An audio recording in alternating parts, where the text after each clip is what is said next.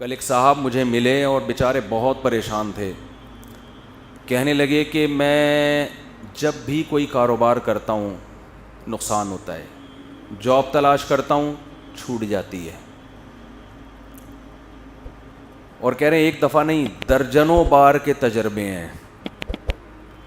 تو میں نے فلاں کو بھی دکھایا, فلاں کو بھی, سب نے کہا کسی نے کچھ کر دیا ہے.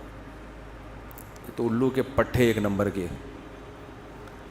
اس کو نہیں کہہ رہا جن لوگوں نے اس کو کہا ہے نا کچھ کر دیا ہے, ان کو کہہ رہا ہوں. میں نے کہا یقیناً کسی نے کچھ کر دیا ہے. کہنے آپ بتائیں گے؟ میں نے کہا اللہ نے کچھ کر دیا ہے. وہ کچھ بھی بتا سکتا ہوں. اللہ قرآن میں کہتا ہے یبسط الرزق لمن یشاء ویقبض, جس کے لیے چاہتا ہوں رزق کے دروازے کھول دیتا ہوں, جس کے لیے چاہتا ہوں تنگ کرتا ہوں. تو اللہ نے یہ کر دیا ہے. اب ایسے موقع پہ ڈر ہوتا ہے اگلا کلمہ کفرینہ زبان سے نکال دے, یار اس کا مطلب ساری پرابلم وہاں سے آ رہی ہے. یہ ساری پرابلم کہاں سے آ رہی ہے؟ بھائی مشین خراب ہو گئی نا, میکینک جاتا ہے وہ ٹریس کرتا ہے یہ پرابلم ہے کہاں سے. وہ جب ٹریس کرتا ہے تو کتنا خوش ہوتا ہے نا, اچھا پرابلم کہاں سے آ رہی ہے, یہاں سے گیس لیک ہو رہی ہے, یہ مسئلہ ہو رہا ہے. تو اب بتاؤ ایسے آدمی کو خوشی کے بجائے یہ تو اور غم ملے گا کہ ہم تو سمجھ رہے تھے فلانی آپا نے کچھ کر دیا ہے, ہم تو سمجھ رہے تھے وہ پہلی والی نے کچھ کر دیا ہے, ہم تو سمجھ رہے تھے کہ وہ میرے بھائی نے کچھ کر دیا ہے. مفتی صاحب تو کہہ رہے ہیں کسی نے کچھ نہیں کیا, اللہ نے کیا ہے سب کچھ. تو اس سے ٹینشن ختم ہوگی یا بڑھے گی؟ ابے اللہ سے کون لڑ سکتا ہے, چلو فلاں نے کیا تھا تو ہم بھی کر دیں گے تو ہو سکتا ہے کچھ مسئلہ حل ہو جائے. یہاں تو ساری ٹینشن کس کی طرف سے آ رہی ہے. تو مجھے یہ جب میں جملہ کہتا ہوں نا اللہ نے کیا ہے, تو مجھے ڈر اب, پہلے زمانے میں نہیں تھا, لوگوں کا ایمان بڑا مضبوط تھا. اب ڈر ہوتا ہے کہ کلمہ کفر نہ زبان سے نکال دے. یار یہ تو سارا کیا کرایا کس کا ہے؟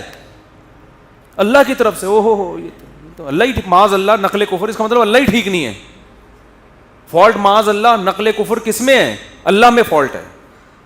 پھر لوگ مایوسی کا شکار ہوتے ہیں, پھر کہتے ہیں یار اللہ فلانے کے ساتھ تو بہت اچھا کر رہا ہے, وہ تو کچھ بھی نہیں کرتا کمبخت, اور پھر بھی رزق کے دروازے کھلے ہوئے, کچھ بھی نہیں کر رہا, ایک نمبر کا چور ہے فلاں آدمی. نہ ایک وقت کی نماز پڑھتا ہے, نہ کبھی زبان سے اللہ کا نام لیا, مگر خوشیوں کی, ایسا لگ رہا ہے خوشیوں نے ڈیرے ڈال لیے اس کے گھر میں, پھلتا پھولتا چلا جا رہا ہے. فلاں بھی اچھا, فلاں بھی اچھا, فلاں بھی اچھا, میں ایک اکیلا دنیا میں پریشان. حالانکہ میں تو وظیفے بھی پڑھتا ہوں, میں نے تو ایک دفعہ سر پہ ٹوپی بھی رکھی تھی, ایک دفعہ میں نہایا بھی تھا. اپنی نیکیاں پھر یاد آنا شروع ہوتی ہیں. ایک دفعہ کا ذکر ہے, میں نے وائپر جو شیشے پہ گاڑی پہ لگاتے اس کو اپنے ہاتھوں سے میں نے 5 روپے پکڑائے تھے. ایک دفعہ میں نے اپنی ماں کو پانی بھی, مجھے یاد پڑتا ہے, پلایا تھا. ایک دفعہ ابا سے میں نے تمیز سے بات بھی کی تھی, حالانکہ میرا موڈ بالکل بات کرنے کا تھا نہیں, لیکن میں نے کہا ابا ہیں تو چلو یار ایک دفعہ تو ابا ہونے کے ناطے تمیز سے بات بنتی ہے. یہ نیکیاں اپنی سامنے آنا. ایک دفعہ میں نے بیگم نے گلاس سے پانی پیا تھا, تو جس جگہ سے منہ لگا کے اس نے پانی پیا, میں نے بھی محبت کے اظہار کے لیے اسی جگہ سے منہ لگا کے پانی پیا. نبی کے اخلاق میں نے زندہ کی. اتنے اچھے طریقے سے میں اپنے گھر والوں کے ساتھ, میرا حسن سلوک ونس اپون اے ٹائم. تو اپنی نیکیاں بولو یاد آنے. ایک دفعہ میں ٹائم پہ گھر بھی آ گیا تھا, ایک دفعہ بولو ٹائم پہ گھر آ گیا. جتنی دیر میں بیوی سے شادی سے پہلے موبائل پہ بات کرتا تھا, شادی کے بعد ایک دفعہ میں نے 10 سال میں ایک دفعہ اس سے اتنی دیر فیس ٹو فیس بات کی ہے, اور برداشت بھی کیا.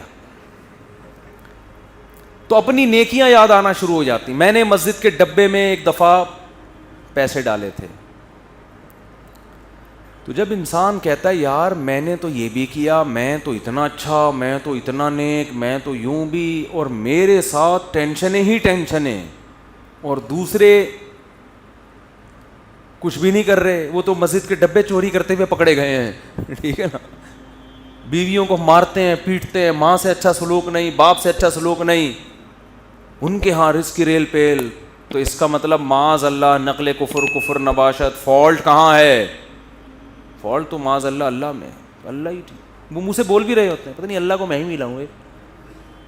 ایک صاحب کے بچے کا انتقال ہو گیا، بہت عرصے بعد ان کو اولاد ملی بیچاروں کو، چھوٹا بچہ تھا اس کا، وہ اللہ نے اٹھا لیا. غم ہوتا ہے انسان کو، داڑھی بھی ہے، نماز بھی پڑھتے ہیں. ایک دن کہنے لگے مجھے یار پتہ نہیں اللہ کو میرے ساتھ کیا مسئلہ ہے، اللہ تعالیٰ معاف فرمائے، ایسی باتیں نقل کرتے ہوئے بھی ڈر لگتا ہے. کہتے نہیں اللہ کو میں ہی ملا ہوں، کوئی اولاد ہو ہی نہیں رہی تھی، اتنے عرصے بعد دی ہے تو اللہ نے بچہ اٹھا لیا. تو یہ بھی حالت ہوتی ہے لوگوں کی. تو خوب سمجھ لو، بہت اچھی طرح سے بات سمجھو. یہاں آپ سے چند ٹیکنیکل قسم کے فالٹ اللہ میں نہیں ہے، فالٹ کس میں ہے؟ فالٹ آپ میں ہے. آپ نے اپنے آپ کو زمین کا باپ سمجھ لیا ہے. آپ پہ آپ کی مرضی بالکل بھی نہیں چلے. یہ اللہ کو بالکل بھی پسند نہیں ہے کہ آپ پہ آپ کی مرضی چلے. اللہ کہہ رہا ہے یبسط الرزق لمن یشاء، جس کے لیے میں چاہوں گا رزق کے دروازے کھول دوں گا. یہ نہیں کہ جس کے لیے آپ چاہو گے. آپ کہہ رہے ہو یار وہ چور اچکا اور وہ تو 2 نمبر آدمی اور وہ تو محنت بھی نہیں کرتا، اس کے لیے دروازہ کیوں کھل رہا ہے؟ بھائی وہ اس کے چاہنے سے نہیں کھل رہا. وہ کس کے چاہنے سے کھل رہا ہے؟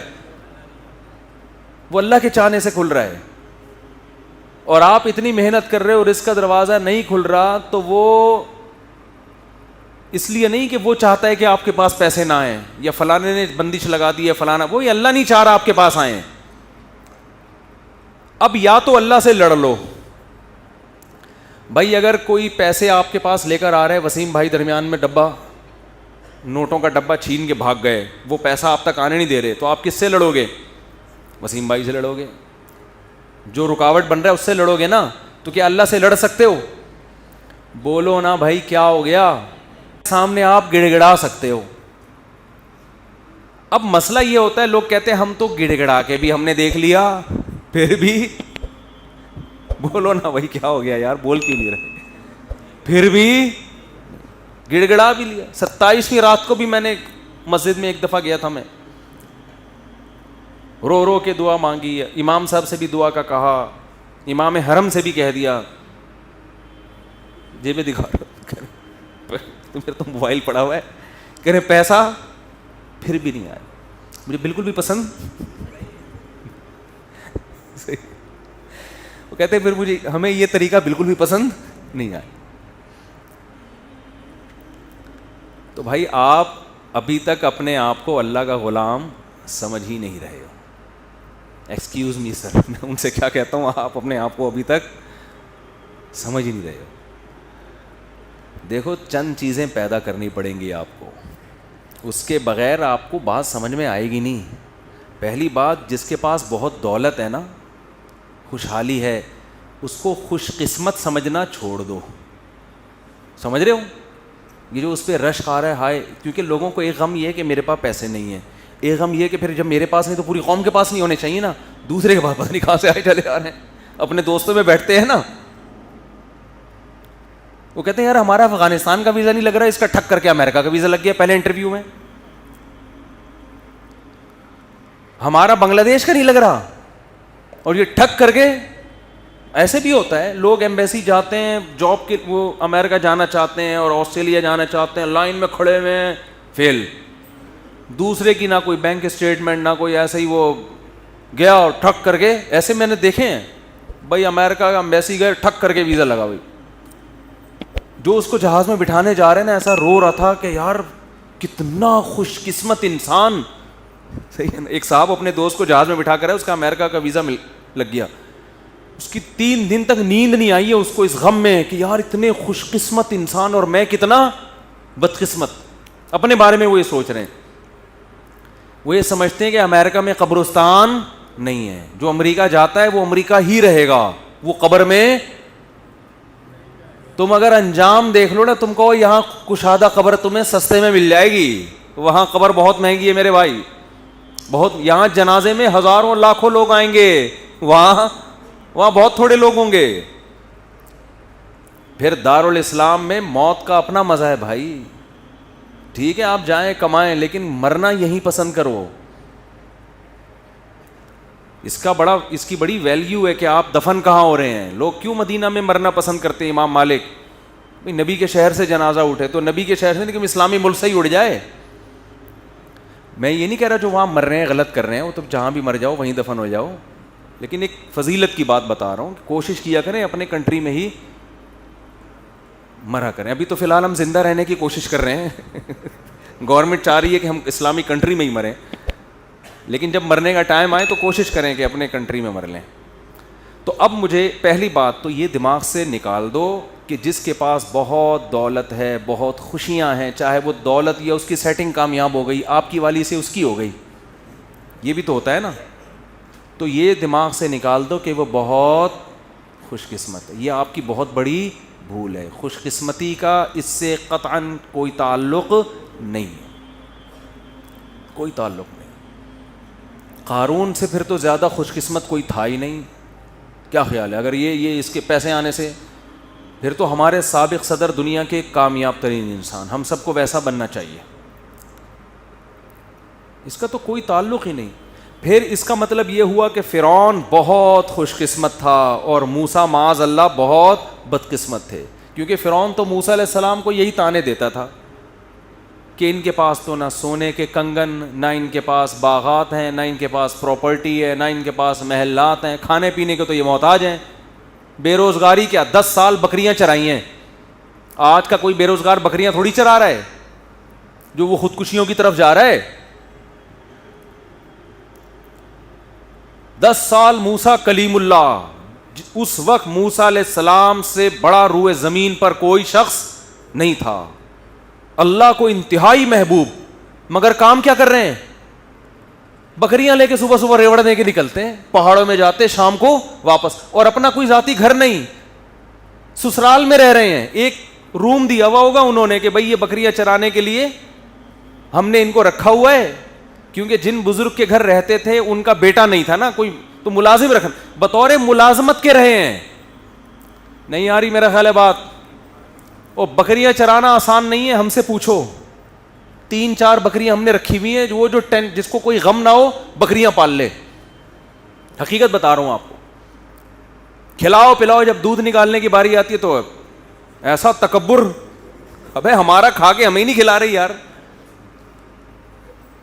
میں نے ایک دفعہ بکری کا دودھ نکالا بڑی محنت سے نا, پوری جب بالٹی, بہت دودھ جمع ہو گیا تھا, بالٹی بھری ہے, جیسے ہی میں اٹھنے لگا بکری نے ٹانگ اس کے اندر پوری, لے بھائی, ہم نے کہا اب تم ہی پی لو بھائی. 10 سال کیا کام کیا ہے؟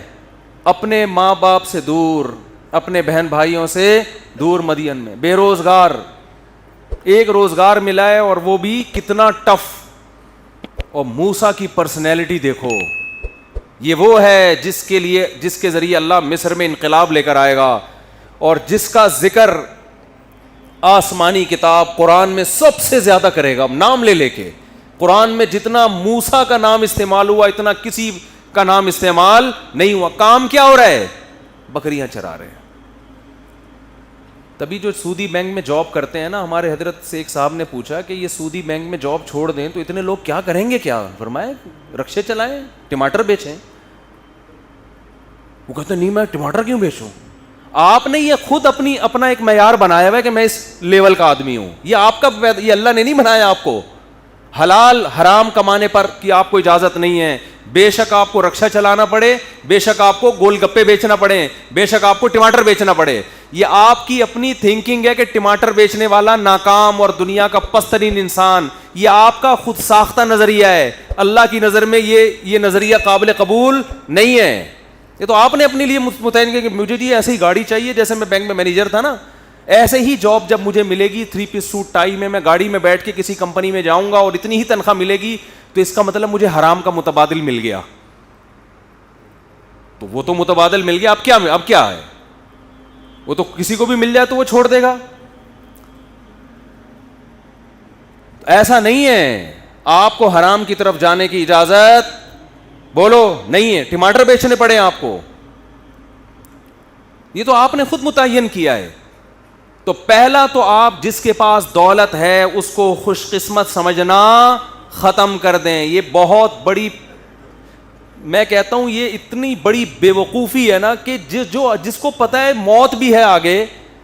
مجھے لوگ 50 سال میں آ کے بتا رہے ہوتے ہیں میری اتنی پراپرٹی, میں کہتا ہوں تیری زندگی کتنی بچی ہے یار, 10-20 سال تو ٹھک ٹھک ٹھک گزرتے ہیں.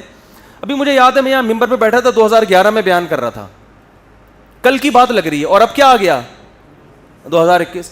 تو ان 10 سالوں میں میرا اپنا بنگلہ ہو یا نہ ہو, کرائے کے گھر پہ رہوں یا بکریاں چراؤں, اس میں کیا فرق پڑتا ہے؟ 10-20 اور رہ گئے ہوں گے. اگر ہم گورنمنٹ تو کوشش کر رہی ہے اسی سال مر جائیں ہم سب, لیکن ہم بہت زور لگا لیں گے زندہ رہنے کی. جم بم چلے گئے, بکریوں کا دودھ پی لیا, ویٹ لفٹنگ کر لی, گھوڑ سواری کر لی, یار کتنا نکال لو گے؟ بہت. اور اللہ کی مدد بھی شامل حال رہی, ورنہ اللہ نہ چاہے تو آپ جتنے وہی جو جم اٹھا رہے ہو نا, وہی وہ آپ کی جم میں کتنے لوگ مرے ہیں. یوں اٹھا رہے تھے زنجیر, وہ پیٹی ٹوٹ کے دھڑام سے سر پہ گرا. چلو بھائی, جو چیز زندگی کا ذریعہ تھی وہی اللہ نے موت کا سبب بنا دی. کتنے لوگ مرے ہیں اس طرح سے, ورزش کرتے ہوئے مرے ہیں. جو چیز ڈاکٹر نے ٹیکا لگایا تاکہ بچ جائیے, وہی ٹیکا ری ایکشن کر گیا, مر گیا بندہ. تو کب تک لڑو گے بھائی؟ تیار رہو بھائی, جتنے جم وم میں کچھ بھی نہیں ہے, جب اللہ چاہے گا کٹاک. میرے گارڈ ہے نا, میرے ساتھ جا رہے تھے, ایک بوڑھے میاں قریب سے گزرے, وہ گارڈوں کو نا طنز کیا انہوں نے, ان سے کچھ نہیں ہوتا اللہ مارنا چاہے گا ویسے ہی مار دے گا. بات صحیح ہے, لیکن اس موقع پہ ٹھیک نہیں ہے. ہر صحیح بات ہر موقع کے لیے نہیں ہوتی. آپ ڈاکٹر کے پاس علاج کے لیے جا رہے ہیں, ٹیکا لگا رہا ہے وہ آپ, اور ٹیکا لگاتے ہوئے کہہ رہے ہیں لگا تو دوں گا لیکن جب اللہ مارنا چاہے گا تو مرے گا, اس سے کوئی فائدہ نہیں ہوگا. پھر لگا کیوں رہے ٹیکا؟ ادھر تو اسباب تو اختیار کرنے ہیں نا, یہ تو اللہ کا حکم ہے. دو انتہائیں ہیں, کچھ لوگ اسباب کی نفی کر دیتے ہیں, کچھ ایسا اسباب کو باپ بنا لیتے ہیں کہ اللہ سے نظر بالکل ہی ہٹ گئے, وہ سمجھتے ہیں اللہ تو ہے ہی نہیں. تو سب سے پہلا مسئلہ یہ ہے کہ جس کے پاس پیسے ہیں, اچھا روزگار ہے, اس کو خوش قسمت سمجھنا بولو چھوڑ دیں. کیونکہ وہ خوش قسمت ہوتا تو فرعون خوش قسمت تھا, قارون خوش قسمت تھا, موسیٰ کلیم اللہ مسکین, اور محمد صلی اللہ علیہ وسلم سب سے بڑے مسکین. ہمارے نبی کے گھر میں تو 40 دن چولہا جلنے کی نوبت آتی نہیں تھی. لیکن اس جہاں کا سردار اللہ نے کس کو بنایا؟ سید الانبیاء محمد صلی اللہ علیہ وسلم. تو خواہشات کی تکمیل ہو جانا یہ بالکل بھی اس کی علامت نہیں ہے کہ آپ کیا ہیں خوش قسمت. یوسف علیہ السلام کی جوانی جیل میں گزر گئی, یعقوب علیہ السلام کی جوانی ساری روتے روتے گزر گئی, خوش قسمت تھے, پوری صورتیں نازل ہوئی ہیں ان کے اوپر. دوسری بات, دوسرا کام کیا کرنا ہے, وقت پورا ہو گیا جلدی سے سمیٹ رہا ہوں بس. دوسرا کام یہ کرنا ہے کہ دنیا کو مسافر خانہ سمجھنا ہے اور اپنی ضرورتوں کو محدود. ضرورتوں کو کیا کرنا, جب تک مسافر خانہ نہیں سمجھو گے تو پھر ضرورتوں کی فہرست بہت, پھر بحریہ ٹاؤن پورا بھی آ جائے گا نا, کم ہے, کچھ بھی نہیں ہوتا بھائی. بحریہ ٹاؤن میں پلاٹ ملنے سے اتنا نہیں, کوشش کرو مل جائے, اچھا ہے, نہیں ملا کچھ بھی نہیں ہے. وہ بحریہ ٹاؤن کا مالک مر جائے گا تھوڑے دنوں میں, ایسا نہ تھوڑے دنوں مر کے میرے اوپر ڈالنے کہ اس کو کیسے پتہ چلا تھا. مطلب یہ کہ چند سال میں مرے گا نا وہ. بھائی بہت لوگ پکڑتے ہیں آج کل باتوں کو, اللہ نہ کرے وہ مر گیا تو لوگ بولیں گے انہوں نے کیسے بول دیا تھا تھوڑے دنوں میں مرے گا, اس کا مطلب مارنے میں ان کا بھی ہاتھ ہے. مرے گا بھائی. جو بحریہ ٹاؤن کا مالک ہے, جو بنانے والا ہے, وہ تھوڑے دنوں میں اس کا جنازہ اٹھے گا.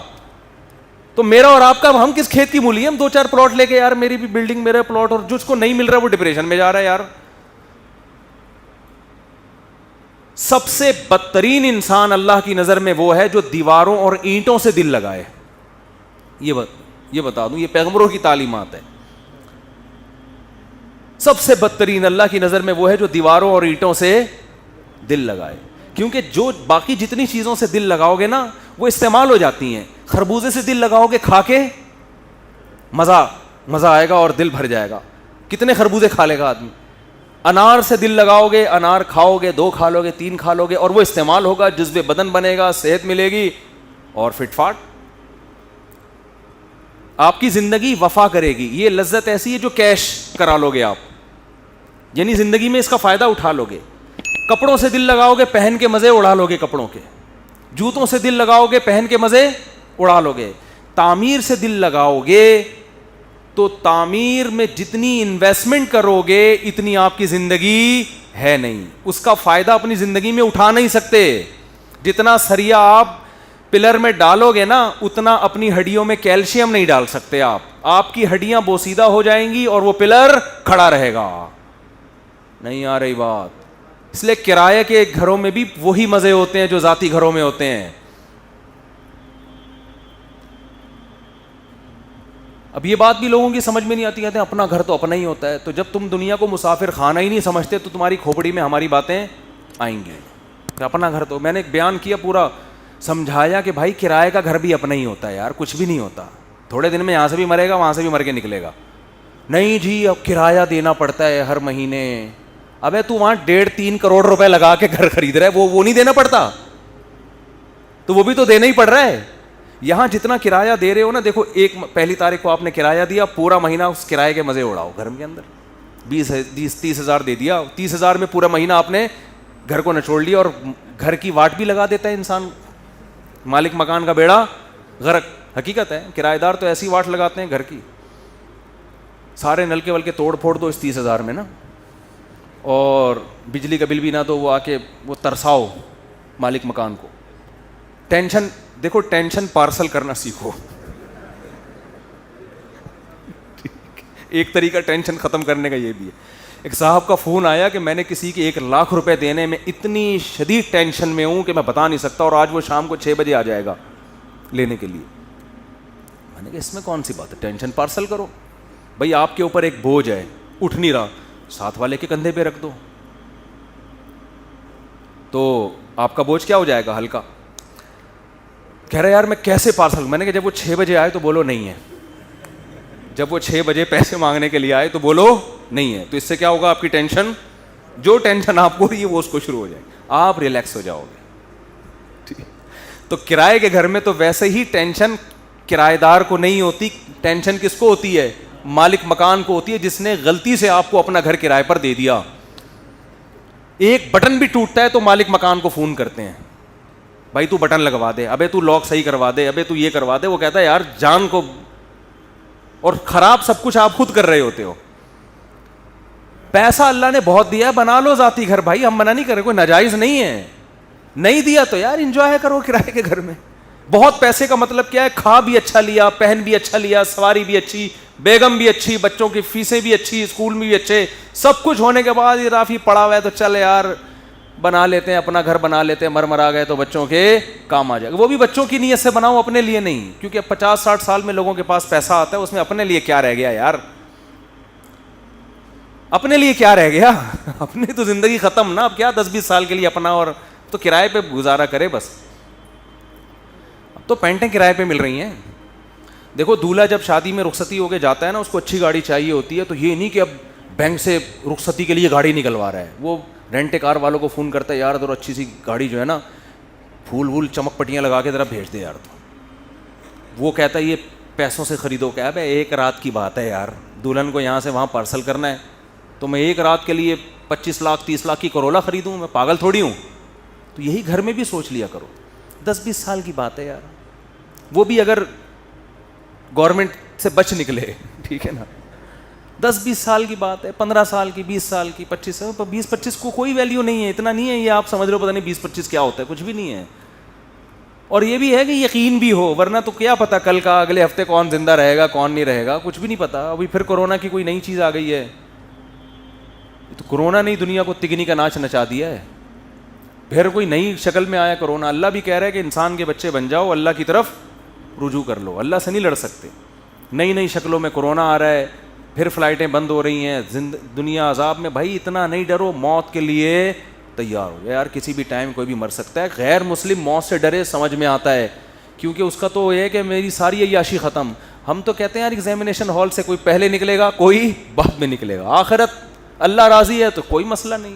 اور وباؤں میں مرنا تو یہ تو شہادت ہے, یہ تو گناہ کے معاف ہونے کا ذریعہ ہے.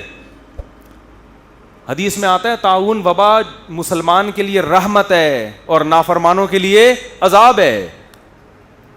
یہ تو رحمت ہے اللہ کی. تو دوسرا کام کیا کرنا ہے میرے بھائی؟ دنیا کو مسافر خانہ سمجھنا ہے. آپ کی ضرورت 2 ٹائم کی روٹی ہے بس. وہ ٹماٹر بیچ کے مل جائے یا وہ ادرک لہسن بیچ کے مل جائے آپ کو. 2 ٹائم کی, یا پھر فری میں مل جائے. بعض دفعہ نہیں ہوتے تو کسی ٹرسٹ کے دسترخوان پہ آدمی کھانا کھا لیتے جا کے. 2 ٹائم پیٹ بھر کے کھانا مل گیا, رات کو سر چھپانے کی جگہ مل گئی, بس. پیغمبروں کو یہی کچھ ملا ہے, ٹھیک ہے نا, پیغمبروں کو یہی کوئی. اور اس پہ وہ اللہ کا بڑا شکر ادا کرتے تھے کہ اللہ کا دیا بہت.